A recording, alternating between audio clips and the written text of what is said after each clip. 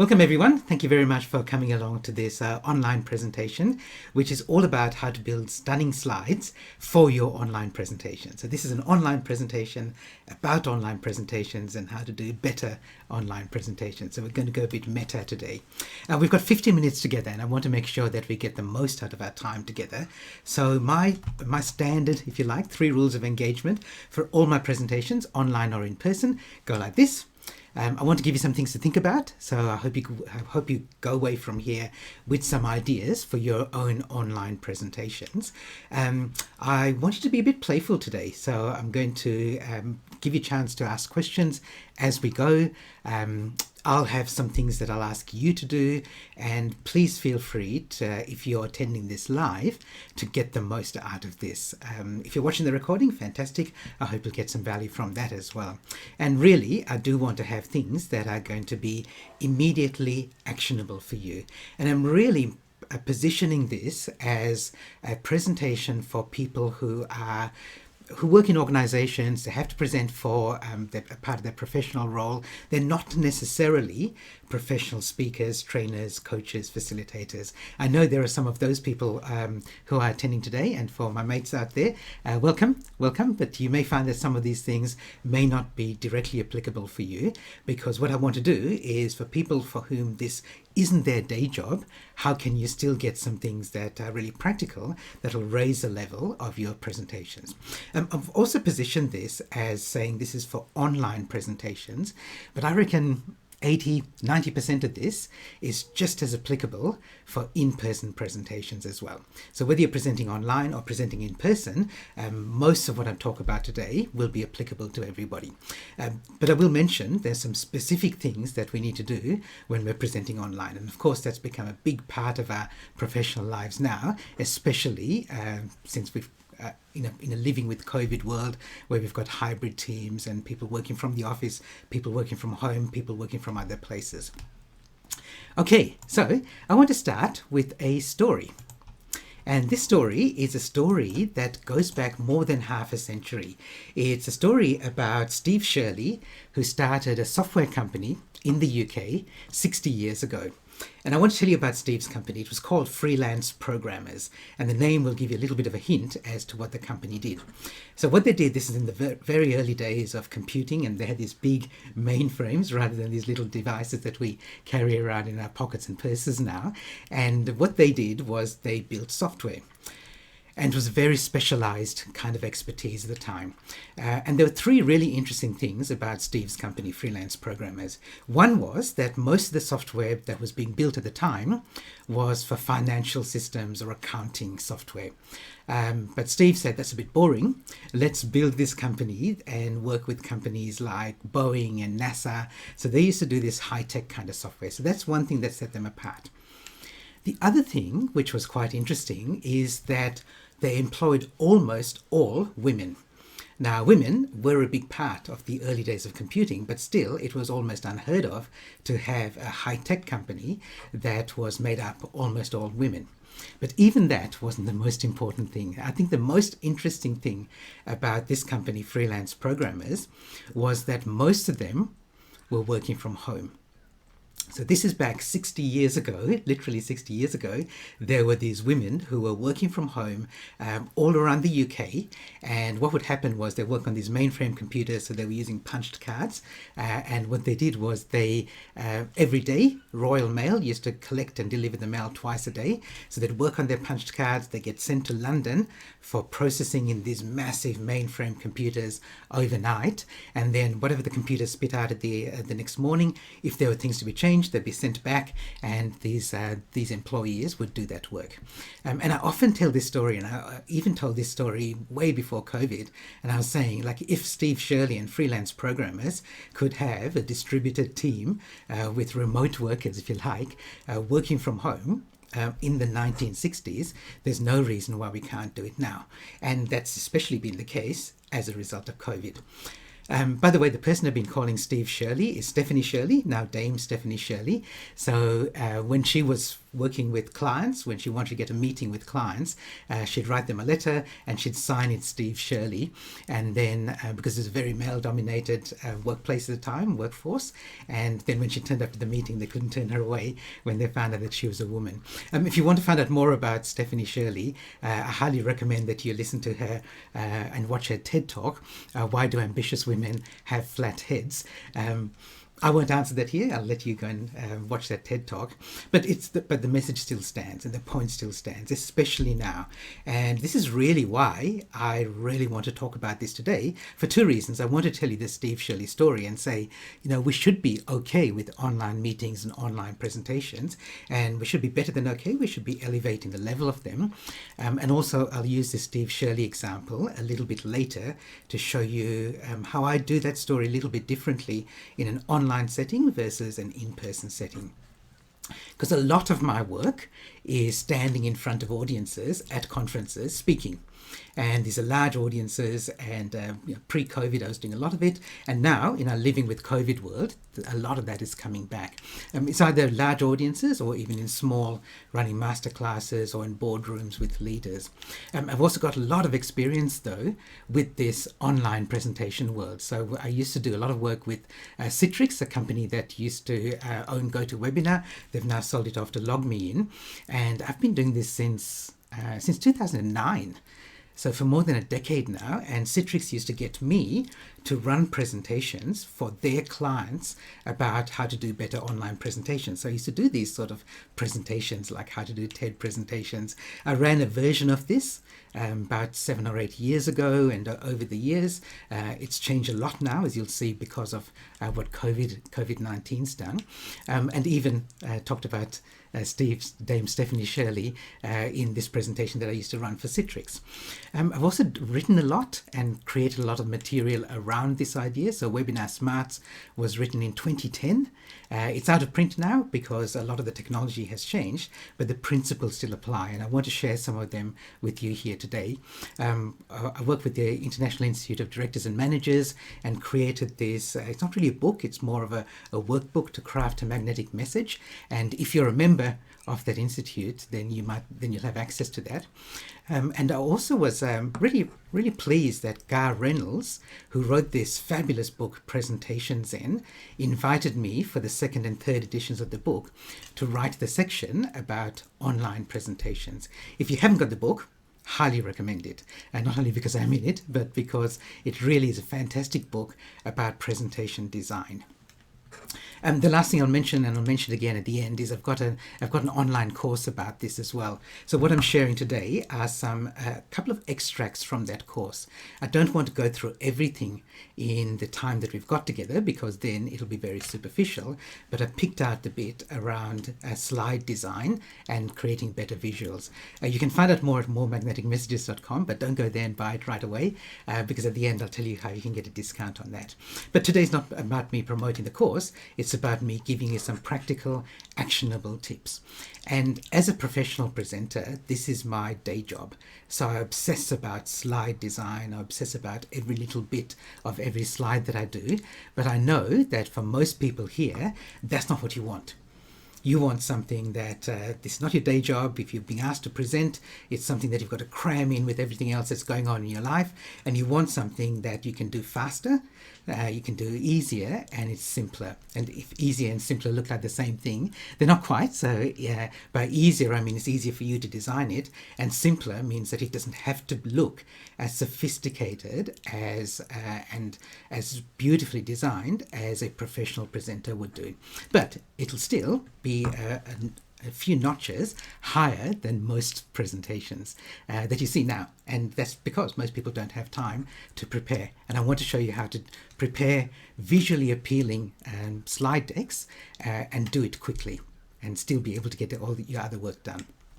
Okay, so our goal today, and remember this is aimed at people who have to do this for their business work, as part of their professional role. It's not the main role. Our goal today is that if your presentations are pretty basic at the moment, the goal is not that we're trying to get them to be, we're not trying to get them to be a masterpiece.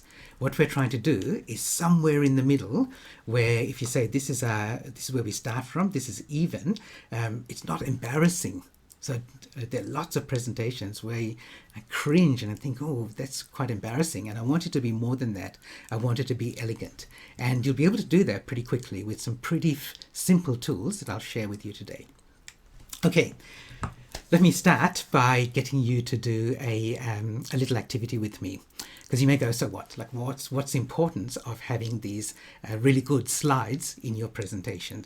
And what I'm going to ask you to do, I'm going to ask you to do this in the chat room. If you think about visuals in a presentation, the visuals are in two parts, right? So one is yourself on a webcam so people can see you. And the other one is they can see your PowerPoint slide, or they can see other visuals like the one I've got here. So let me just draw that up for you. Okay, so let's call this, so let's say this is your webcam. That circle there. And this circle here, I'm going to call this PowerPoint. And it may not be PowerPoint, it might be using Keynote or some other tool or some other visuals with this flip chart or something like that. Now, obviously the sweet spot is where you've got a presentation that's using both of them. And some people here I know and will be using both of them in their presentations. But if I asked you to choose in your presentations, in your online presentations, do you favor webcam more than PowerPoint, or do you favor PowerPoint more than webcam? Okay, some people will say both, but I'd like you to choose. So this is a chance for you to choose your favorite child. Is it PowerPoint or webcam? Which one of those two? Okay, so let's do PowerPoint. Okay, it's just mixed at the moment, so lots of PowerPoints in here. Thank you for sharing, and thank you for sharing fast. Oh, actually, most people here are doing PowerPoint. Wow, almost everybody. I saw 3 webcams come through. Okay, wow, okay. Yeah, and a couple of people saying mixed. Okay, so this is big. Okay, lots of people going PowerPoint. Okay, interesting. And it doesn't have to be PowerPoint, of course, but I'm saying some other visuals apart from your webcam. Here's the thing, right? So if you focus on one or the other, there's a disadvantage to each one. So if you spend a lot of your time and people see you on webcam only, it's very easy for them to be distracted. Okay, because they know that all they get to see is your beautiful smiling face, but they know they don't have to watch that all the time. So quite often what they'll do is they'll switch to another browser window, they'll be checking their email, they'll be on their phone, they'll be doing other paperwork, and they think that they're multitasking, and they're not, but they think they're really good at it, and they're listening to you with half an ear, and you've kind of lost them. Okay, they think they're getting the message, but it's difficult for them to do that because they know that all they have to do is listen to your voice. If you do a lot of PowerPoint and not enough of webcam, then it's very easy for them to feel disconnected. Because they can see your slides and they hear your disembodied voice, but they don't feel connected to you because they can't see you. Now, this wasn't always the case. When I was running webinars for Citrix, there were live webinars and people would love it. They wouldn't see my way because internet access wasn't so strong for everyone. Not everyone had broadband, so we wouldn't turn webcams on except for Q&A. So they'd hear my voice, they'd see these slides, and they were happy with that. I mean, there were literally thousands of people, mostly around Europe, and they were listening to this speaker in Australia, and it was kind of cool new technology, so they were okay with that. And then COVID-19 came along, and everyone wanted to see each other's faces because everyone was stuck at home or safe at home, whichever way you like to look at it, and so we wanted that personal connection. So what we want is the combination of the two. So even if you're using PowerPoint, if your PowerPoint isn't changing a lot, people get distracted because they think we don't need to look at this anymore, so we'll go off and do something else and listen to him, and we think we're getting the effect of it, and we're not. Okay, so that's really, so up some of the things I'm going to share with you today about your slide design, about getting people away from the distractions around them. Okay, and that's one of the biggest differences when you're presenting online versus presenting in person. See, when I present to large audiences on a stage, now I've got to do a good job, and that's why they pay me to do that. But also the environment is set up to suit me, to help me. So there's me as a presenter, all 5'5" of me up on the stage, but there I am. I can walk around this big stage. Everyone's looking at me. I've also got this massive screen behind me where, again, people's attention is focused. In a large venue, in fact, they'll have multiple screens and maybe multiple video feeds where people can see me bigger than life size on those screens. They've got the room has been set up so that it focuses attention on the speaker. Often they don't have any windows, so nothing to distract you from outside. People are sitting at tables kind of focused towards the speaker. There's kind of peer pressure because everyone else is in the room and paying attention. And generally, people have set aside time to be at that event. And even if they get distracted a little bit, generally their attention comes back.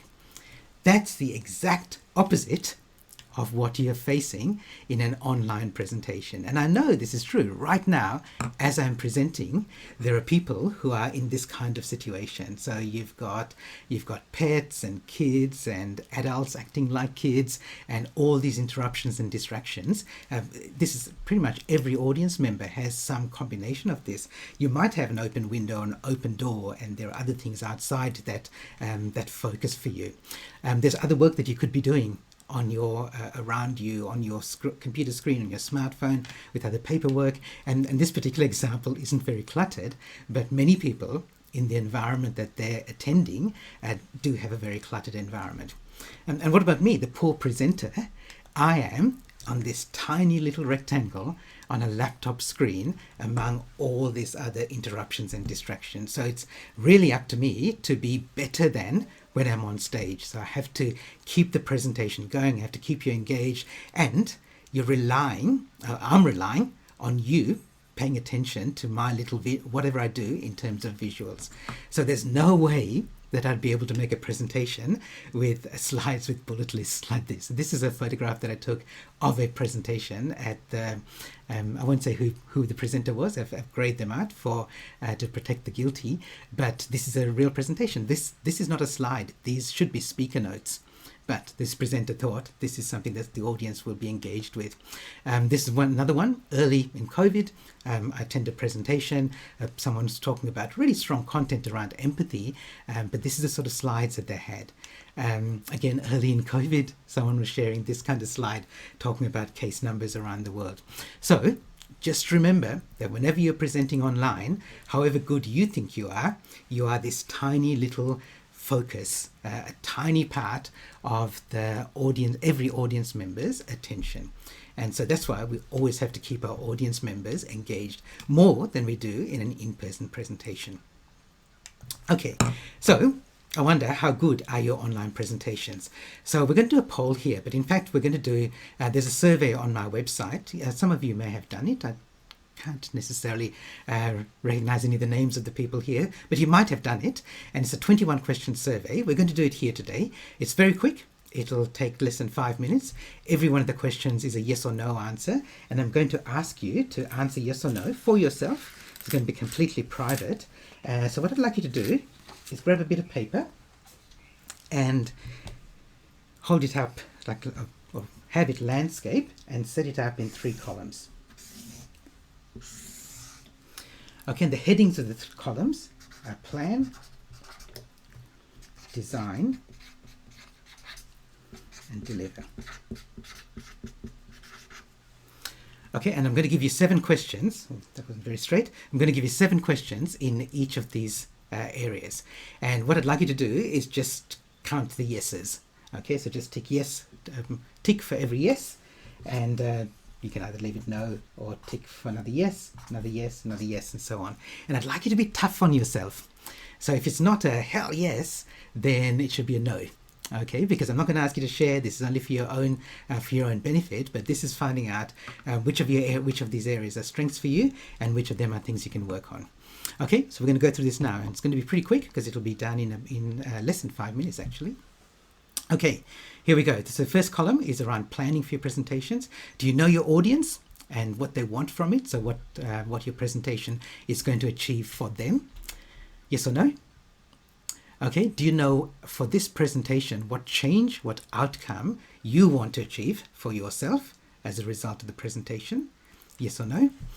And when you start your presentation, do you make it really clear to people why they should keep listening to you rather than doing something else with their valuable time? Yes or no? When you start, or actually in any of your key messages, can you get to the point without wasting time? Yes or no? And do you have a clear path and flow through your presentation? Especially an online presentation, where it's very easy for people, if they lose the flow, they'll just tune out.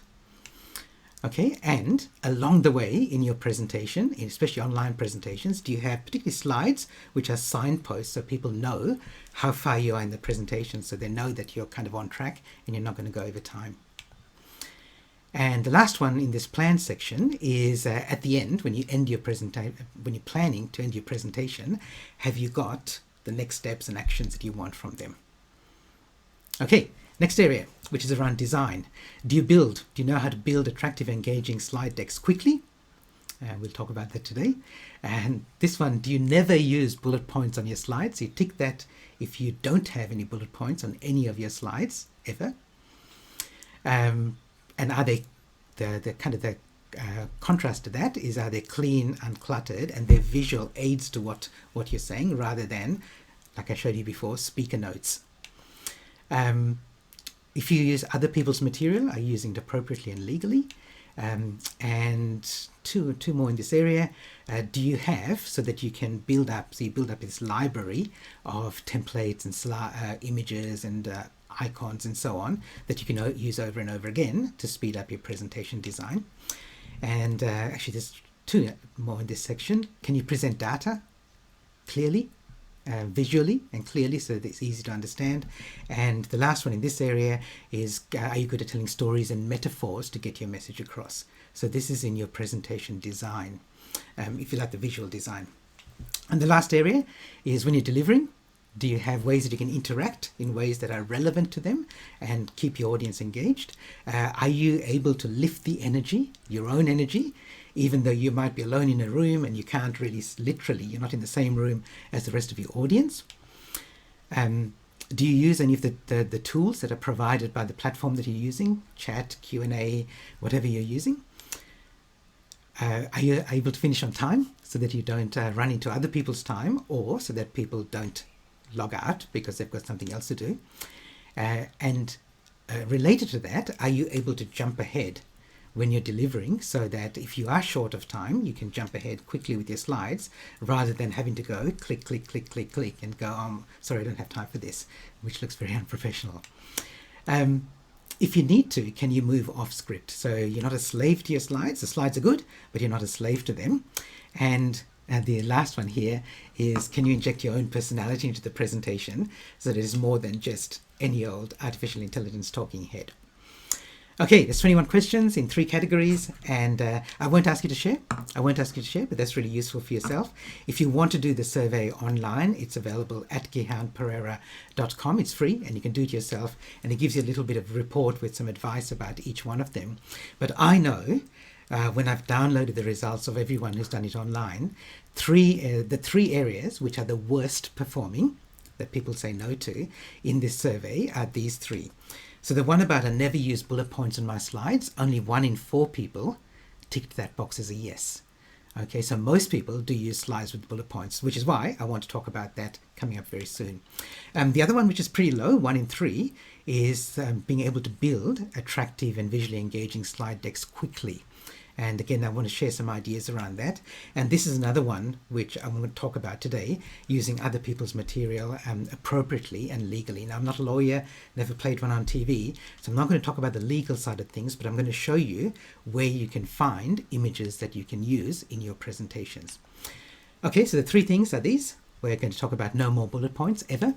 We're going to talk about how to build your slides, and I'm going to give you this last one very quickly, just a page of resources where you can legally use images and icons.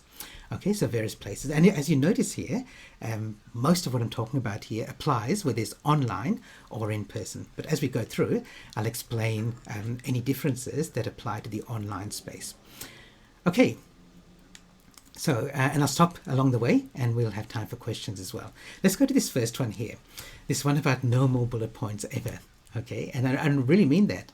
That I want you to have no bullet points ever again on any slide that you show to any audience. Okay, that's the goal. So I told you about the Steve Shirley story right at the start. I started with that. You know that there'd be tons of presenters, if they were delivering that story, their slide would look like this. They'd say, I'm going to talk about Steve Shirley, who built a software company, and they could tell the story. That's the way I told the story, but their slide would look like this. And then, of course, they have to have the big reveal at the end where it turns out that it's Stephanie Shirley, so they might do that. But I never want you to build a slide like that ever again. Okay, so again, just a quick refresher of the way that I built the slide. It has a picture in the background that takes up the whole slide, and then it has 3 points that I'm making, but they're not long sentences, and effectively they're bullet points before I get to this. Okay, there's a tool I'm going to show you called SmartArt that'll let you do that. Now, when I was first showing this to people, when I was running these webinars for Citrix, it was a really novel idea. Now, many of you may have seen SmartArt before, so if you've seen it before, this is a bit of a refresher for you. But when I was doing it initially, people swooned because they thought never ever seen anything like this. Another example, if you're talking about Stephen Covey's 7 Habits of Highly Effective People, you could have a very boring slide like this, and you say they're in three areas, but I don't want you to do that. A SmartArt will let you build a slide that looks like this. We're going to talk about independent, blah, blah, blah. Then we'll talk about being interdependent, blah, blah, blah. And then we'll have this last one, sharpen the saw. Okay, SmartArt will turn that bullet list into this in less than a minute. I'll get to Shelley. Yep, I'll definitely get to your question, Shelley. Here's another one. This is one that I saw, and again, it's a photograph that I've taken of quite an engaging presenter, and her topic was good, but her slides were terrible. And she was talking about neural networks, and she had a slide that looked like this with bullet points on it. And what I want is a slide that looks more like this, neural networks. We're going to talk about the physical side, there's 3 things, and then the functional side, blah, blah, blah. Okay, so SmartArt is going to help us do that. Right, and SmartArt is available on PowerPoint for both PC and Mac, and has been around for a long time. So if you've got PowerPoint, you've pretty much got this built into the software that you're using, the version that you're using now. What I'm going to do is show you, I'll demonstrate SmartArt, but to demonstrate it, what I need to do is kind of get out of PowerPoint. So what I'm going to do instead is I'm going to play a little video for you. This is from the online course, the More Magnetic Messages online course, and this is a section called No More Bullet Points. So I'll play the video. I've turned the sound off in the video, and I'll narrate it for you so you can hear what I'm doing in the video. Okay, here we go. Okay, so what you do is you build your slide to start off with the bullet list, exactly the way that most presenters would. The trick is that you never show the bullet list to your audience, because so you build it with these levels, and then there's an option in here. Let me go to this big version here. There's an option here called Connect to SmartArt, and you can choose a SmartArt layout. Okay, and this is the one that I chose, and then hey presto, voila, we now have a bullet list converted into this SmartArt graphics. You can change a color, and it'll pick colors that match the existing theme or template that you're using in PowerPoint. So it doesn't give you you can choose any color you want to, but it chooses that color, the theme colors initially, and you can even change the look of those rectangles. And if you want to make the items appear one at a time, you can change them to animate one by one. And that's when you click, click, click, and each item appears in turn. Okay, so that's all SmartArt is. Okay, there's another example coming up here, which is that one about the neural networks example. So I'm going to, after we do this example, I'll give you the chance to ask me questions about SmartArt. So this one here, which is that terrible slide, again, the way you start in SmartArt is you build a version of that slide which has bullet lists. Okay, and there are two categories here, physical and functional. So there's a 2-level bullet list. I go to convert to SmartArt, and there's a whole bunch of them. That one there is the one I chose, but I just want to show you, you can choose others as well. This one I don't like because it's still got bullet points in it. I don't know why they have it in there, but SmartArt, actually there's a whole bunch of them there. And if you go to that more SmartArt, you can see they're all grouped under different areas. And you just pick the one that matches the message that you want to convey. So I've picked this one here, and you can see again, I changed the color, easy to do, and change the look of that. And you saw the version that I showed you before had a graphic in the background. So what I've done there is I've just reduced the size of that SmartArt, and moved it over there. Okay, and insert the graphic there, which I won't bother doing here, and the video doesn't do that either.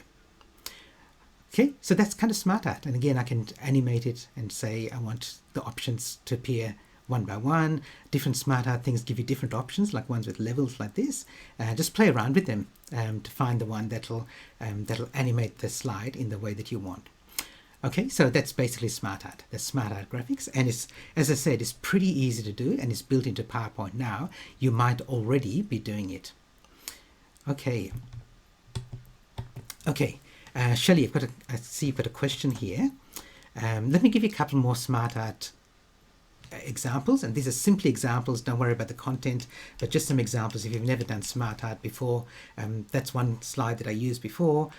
Here's another slide where you can do SmartArt with concentric circles, and I've just added some other animation to it. Some of the SmartArt graphics allow you to insert pictures, so you can do things like that, or you can make it look like that. So you have got the chance to use your own imagination and your own creativity. You're not stuck with the basic graphics that they give you, but the basic ones are pretty good as a starting point.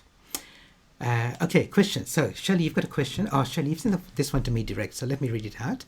Gihan, in your book about webinar smarts, you recommend using smaller size pictures because they transmit faster through the internet. Is that no longer a consideration? Yes, Shelley, exactly right. That's no longer a consideration. So I used to say, make your pictures small because otherwise it's harder to, your broadband connection has to do more work to get the picture across to you. That's no longer the case. Most people have got good broadband connections now. It's not universally true, and sometimes when I'm presenting to like regional communities, I have to be careful about that, but in general, that's right, you don't have to worry about that anymore. Julie says, does Keynote have an equivalent to SmartArt? I don't think so, Julie, but certainly you can do it in PowerPoint, even on a Mac, and then import those slides into Keynote if you want to. David, I don't think you can access SmartArt on Google Slides. But again, I'm pretty sure when you import PowerPoint into Google Slides, I'm pretty sure it'll preserve the SmartArt look, but I'm not sure, not 100% sure of that, but it's certainly true with Keynote.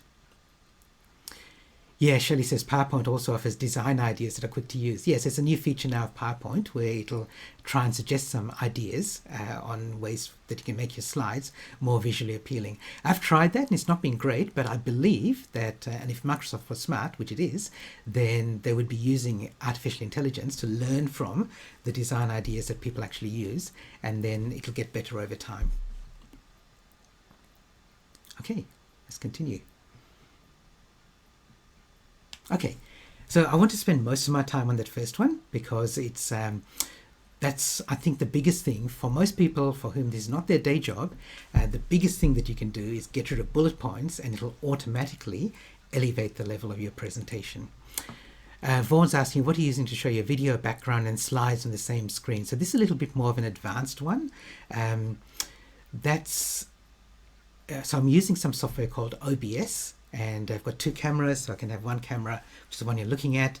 The other camera is the one that's pointing downwards on this, and I can put smiley faces and things, and I can scribble on it. For most people, you don't need to do that, but if you want to use it, the software is called OBS. In fact, I don't even know what that stands for, so I can't tell you what it stands for. It's available on PC and Mac. It's free, open source, lots of YouTube video tutorials about it, but it is a more advanced thing, and for most people here, you won't use that. Hazel's asking, how do you do the slides with parts moving around? Hazel, are you talking about, you can answer in the chat here, are you specifically talking about like this slide here where you've got the little icon? Or you're talking about, yes, okay. Yes, I will show you when we get to the section about online images. I'll show you where we can get icons like that. Okay, and this is my, like when I use animation on slides, this is pretty much all I do, because I don't want my slides to have fancy whooshing in and out and rockets flying all over the place. But I think these little icons like this are quite elegant, and so I use them judiciously throughout my presentation. The other thing you might have noticed is that this is what I mean by signposts through my presentation.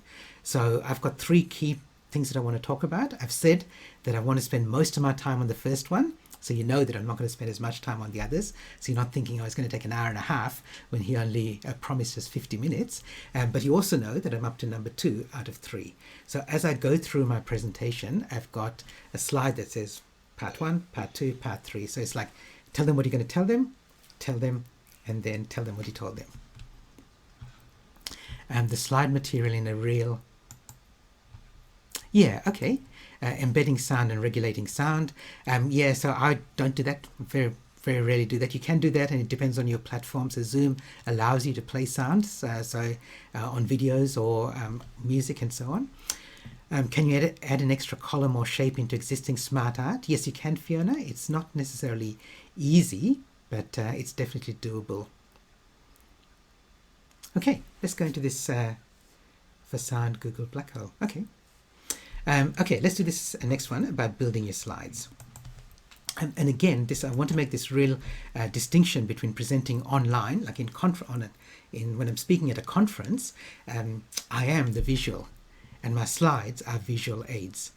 When I'm presenting online, my slides have to do a lot more heavy lifting for me. So that's why the Steve Shirley story, when I tell the Steve Shirley story, and I've been telling this for years on conference stages, talking to organizations who are looking at having more distributed workforces and so on, I tell this story with this slide up there while I'm telling the story, right up until the end when I show Stephanie Shirley, because I can get away with that. So I can tell the story for about 3 minutes with one slide on the screen. With an online presentation, I can't do that because people get distracted. So the online presentation has this, which is a SmartArt graphic that I created from this 3-item bullet list, and I have the slide, so it's animated, so as I'm talking about each bit, the slide's changing. So that's just a sneaky trick to make sure that you don't think that you can get distracted because you think, oh, something's changed on my screen. Okay, so I want you to be looking at my screen as much as possible. Okay, and then I do this reveal bit. By the way, when I do the Steve Shirley story online, I don't use a SmartArt graphic. So, and again, this is part of my day job, is to be a professional speaker. So I do my 3 points like this because it looks a bit more elegant and it doesn't look like SmartArt.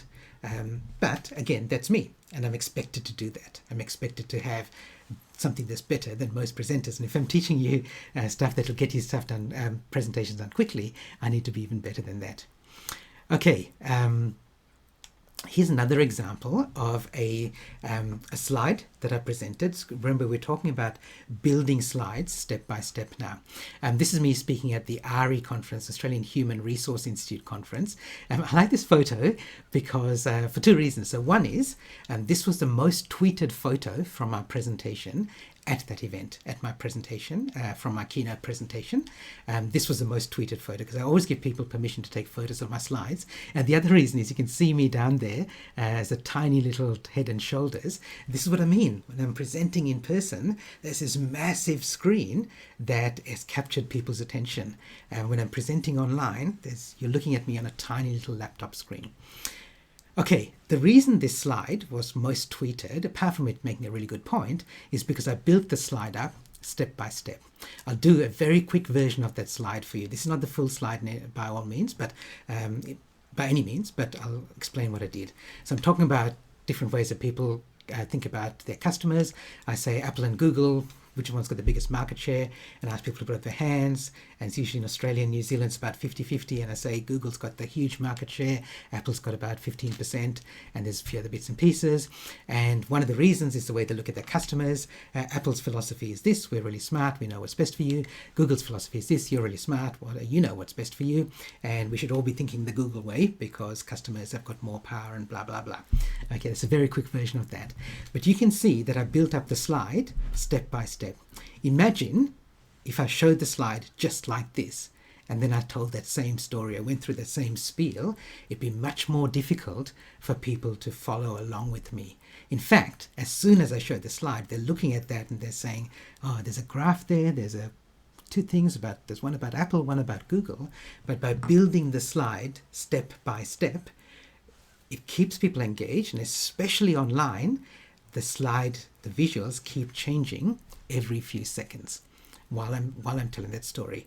So people ask me, how many slides should you have in an online presentation? And some people have rules of thumb like one every minute should be changing. My rule is that what's on the screen should match the words coming out of your mouth. So if I'm talking about, let me go back a couple of things. So if I'm saying, Apple's philosophy is this: we're really smart, we know what's best for you. That's when the Apple thing comes up. Google's philosophy, on the other hand, you're really smart, you know what's best for you. So make it match. And the advantage for us as online presenters is it also means the screen keeps changing. Here's another example. I'm just going to show you a couple of examples without going through them in detail. I talk about Google's early self-driving cars. When I showed this to young people, generally they think, oh, that's really cool and cute. A lot of older people, when they first heard about self-driving cars, are thinking of all the problems with them. And I want you to be thinking, instead of yes, but, I want you to think yes, and. And if you're thinking somewhere in the middle, that's interesting, that's okay as well. If you're doing things like graphs, data, statistics, again, you can build them up step by step. So this is a keynote presentation that I delivered online to a large resource company a couple of months ago, and we were talking about for individual contributions to carbon emissions. And I wanted to show this graph, but I didn't want to show it as one big graph. So this is kind of the way I did it. I said, what's your contribution as an individual, and tons of CO2 per year?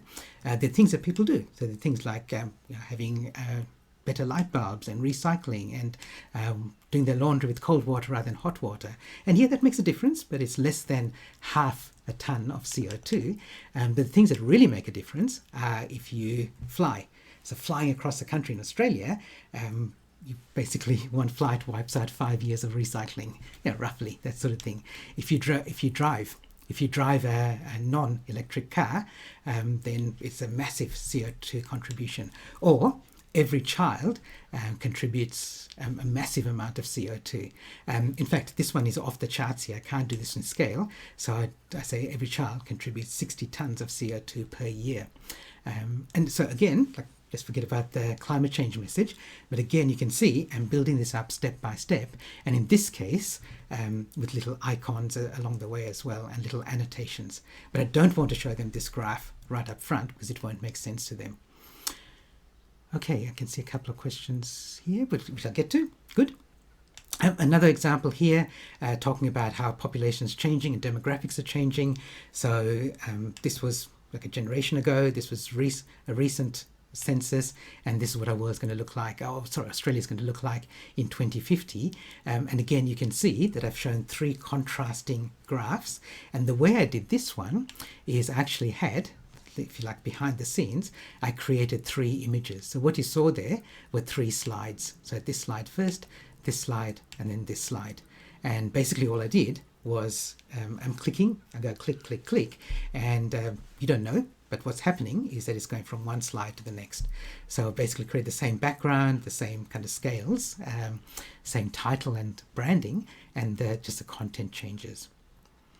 Okay, so the key message in that is build your slides step by step, because you want to keep your audience visually engaged while they're also speaking, while you're speaking, and they can hear you. Okay, what font are you using in the 3 pictures? Sarah, that might have come through earlier, so I'm not quite sure which question you're asking that about, but my font here, so I've got a font that I use in all my corporate, as part of my business brand. It's called Avenir, so I bought that font. I also bought a handwriting font, so when I'm doing PowerPoint slides with little scribbly like handwriting on it, I can use this other font. It's called Whatever It Takes, if anyone cares. So I bought those fonts and I use them in my online presentations. I'm not sure if that's the question you're asking, Sarah. If it's something else, please ask. Okay, so we've got about 7 minutes left, and the last section is simply me showing you a list of places where you can get images and some examples. So we've got time for questions if you've got any. Any others? Let me quickly scroll back through chat.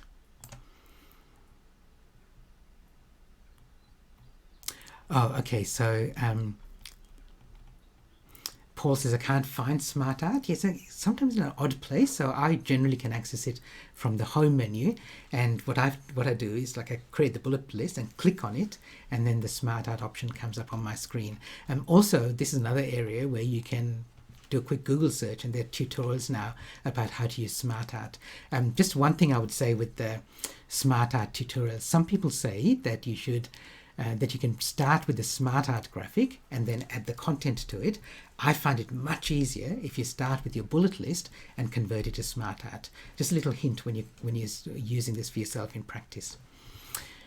Janelle says, I seem to be challenged seeing presenter mode so I can see my notes, but try not to print. So yeah, so when you're presenting, and again, this is a little bit, we're going a little bit off topic here, but I said you should be good at doing that.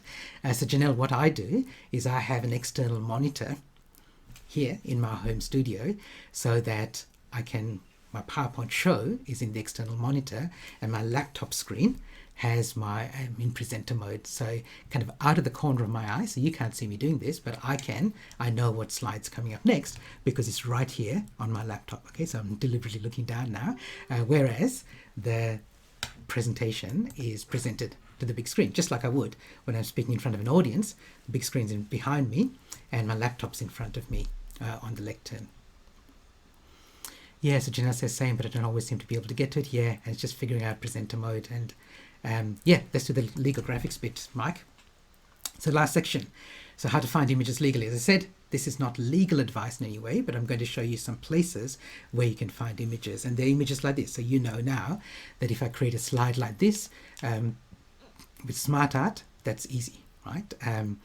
So I use images a lot, and they're generally big images. And to Shelley's point, you can do big images now. So this is a slide that I created. Here's another one. This is a pre-COVID one, talking to a progressive organization about changing like the office as a workplace. And I wanted to show examples of workplaces. So you can have standing desks with exercise things behind them. You can work from internet cafes, or you can work from the Qantas airline lounges, or you can have co-working spaces or fancy co-working spaces. You definitely don't want to be working when you should be driving, but maybe in the future we will be. One of our workplaces might be a self-driving car, and that might be an office or a collaborative space. So I've got lots of pictures there. Here's another one. So here are the places where you can find pictures, and I'll give you some examples. Pixabay.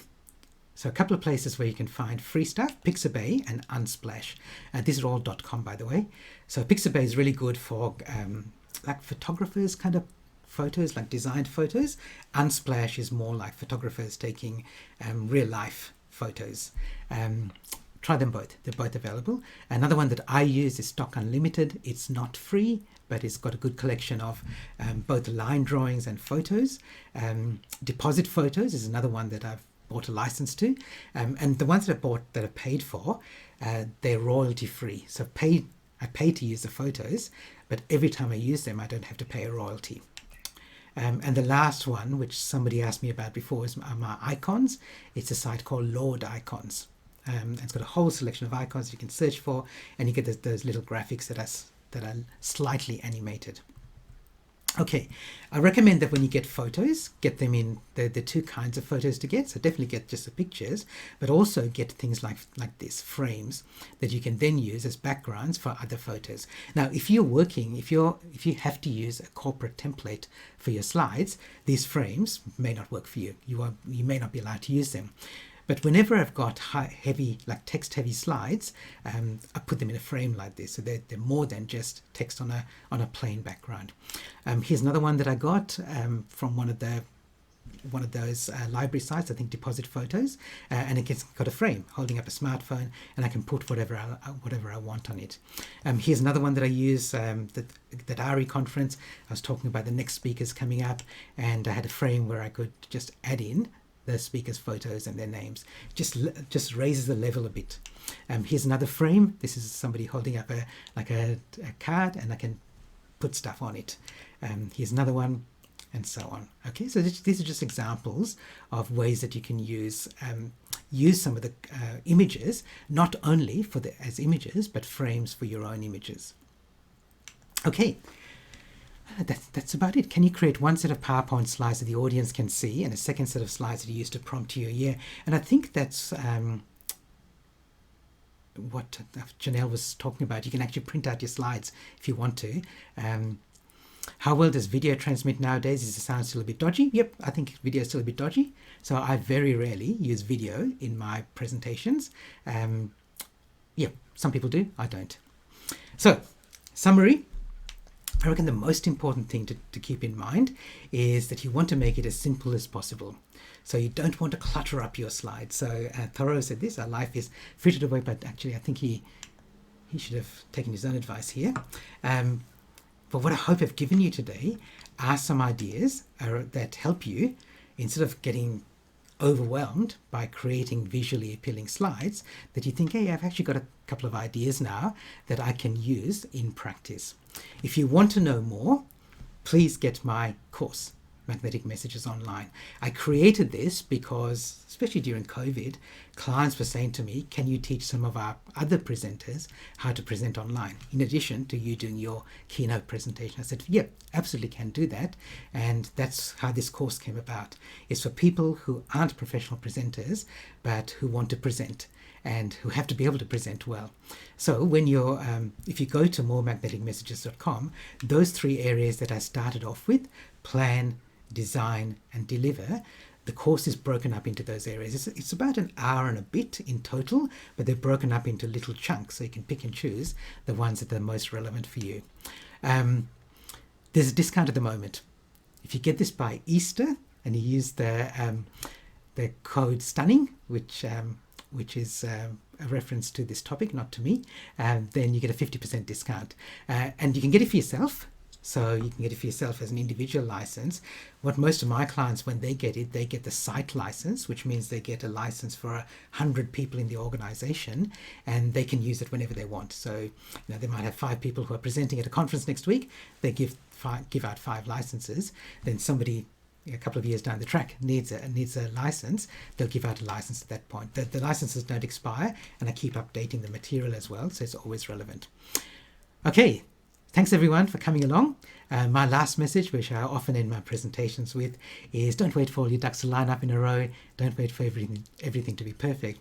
Start before you're ready, and just jump in there, especially with a topic like today. Thanks everyone. Stay safe and healthy. I'll see you in the future.